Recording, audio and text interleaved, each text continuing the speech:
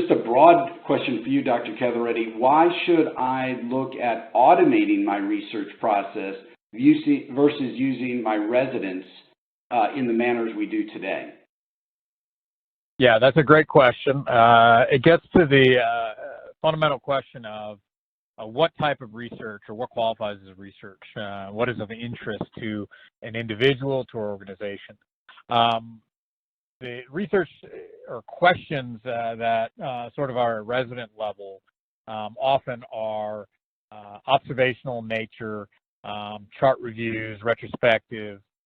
All of those are just fine to qualify as research. However, there is the lift in order to get to that point for an individual is considerable if you try to scale that across an organization.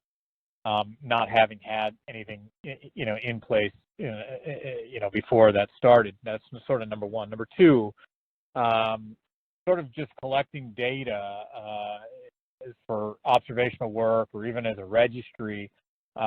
It's a lot of effort that goes into a flat file that really can't be modified if you need more data elements or the types of questions change, the nature of the questions change, you need time signatures, or you need a high density data.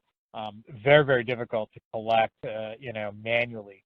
And once that becomes encoded and that effort is spent, becomes very difficult to reuse that in different types of questions. So the idea is yes, you could easily do an observational study with a resident, but trying to scale that with 400 or 500 variables for a registry becomes very difficult and almost makes it impossible to do in short time spans. So it really gets to the question of what qualifies as research, what is the goals of the research, and future for those types of questions. So what we have envisioned was, a product that needed to satisfy our graduate medical education program as a whole across the system, needed to satisfy my departmental work in critical care through the COVID pandemic, while we were also collaborating with institutions across the country with our own observations. So we needed to have both time and quite a bit of data in a variety of categories encoded almost in near real time.